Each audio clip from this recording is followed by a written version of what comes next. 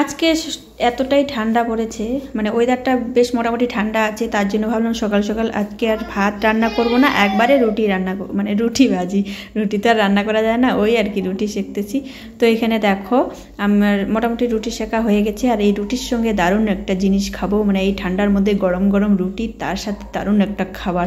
সেটা কি বলো তো? তো তোমাদেরকে আমি রুটিটা দিয়ে নিই, মানে যেটা বেলানো আছে, তারপরে তোমাদেরকে বলতেছি। তো কালকে রাত্রে ওর বাবা হচ্ছে অনেক বড় বড় বেগুন নিয়ে আসছে, এই দেখো সেই বেগুন।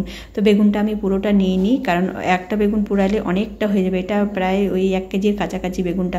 তো অর্ধেকটা কেটে নিয়েছি আর অর্ধেকটা আমি রেখে দিয়েছি, ওটা আমি পরে রান্না করব।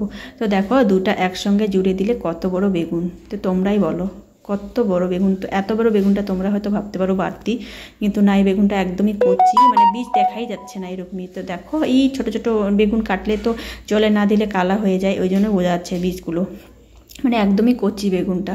তো দেখো অর্ধেকটা আমি রেখে দিলাম, আর অর্ধেকটা হচ্ছে আমি পোড়া করব, একদম ঝাল করে পেঁয়াজ ধনেপাতা দিয়ে গরম গরম রুটির সাথে বেগুন পোড়া। কার কার খেতে ভালো লাগে অবশ্যই কমেন্টে জানিও, আমার তো ভীষণ ভালো লাগে এরকম খাবার খেতে।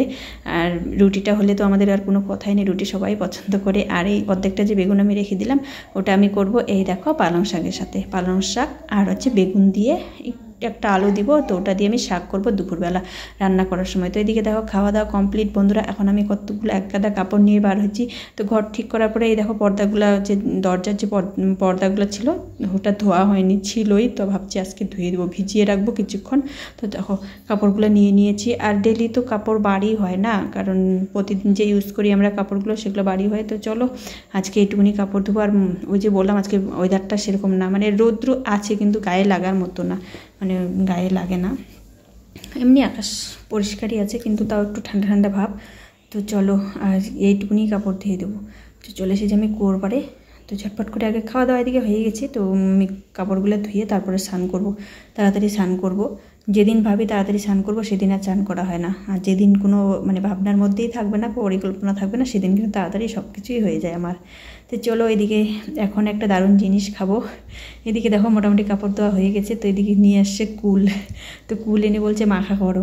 তো এদিকে আমার স্নান করা কিন্তু হয়ে যেত, যাই হোক ওদিকে কাপড়। আর এই যে ভয়েস ওভারটা দিচ্ছি কুল মাখাটা দেখে আমার কিন্তু জিভ দিয়ে জল বার হয়ে গেছে বন্ধুরা, এটা সত্যি কথাই বললাম আমি। তো চলো কুল মাখা হয়ে গেছে, একটু মুখে দিয়ে দেখি। আর এই কুল মাখাটা যেহেতু আমি পরে ভয়েস ওভারটা দিচ্ছি, এই জন্যই বলতে পারছি, কুল মাখাটা খেয়ে না মানে কী বলবো, এতটা পেট জ্বালা করছিল, কারণ ঝালটা অতিরিক্ত হয়ে গেছিলো, এত ঝাল হয়ে গেছিলো কী বলবো তোমাদের।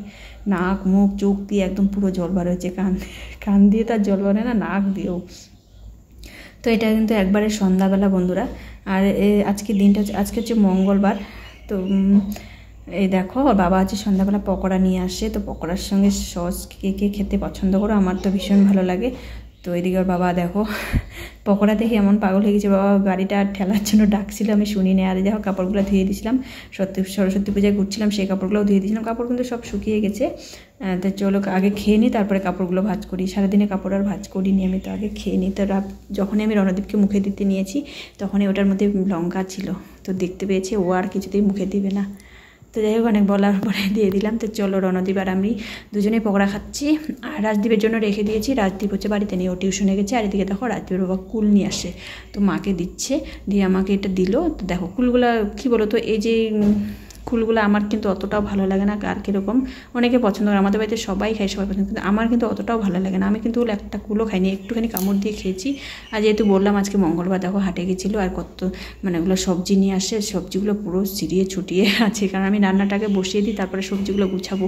এদিকে দেখো রণদীপকে লাগিয়ে দিয়েছি আমি মটরশুঁটি ছুলতে, এই মটরশুঁটিগুলো কিন্তু আমাদের বাড়ির গাছের। তো বাবা গরুকে উঠিয়ে দিয়েছে, তার জন্য দেখো আমি তুলে নিয়েছি, কতগুলো মটরশুঁটি পাওয়া গেছে মানে। তো চলো আজকের ভিডিওটা এই পর্যন্ত, টাটা সবাইকে।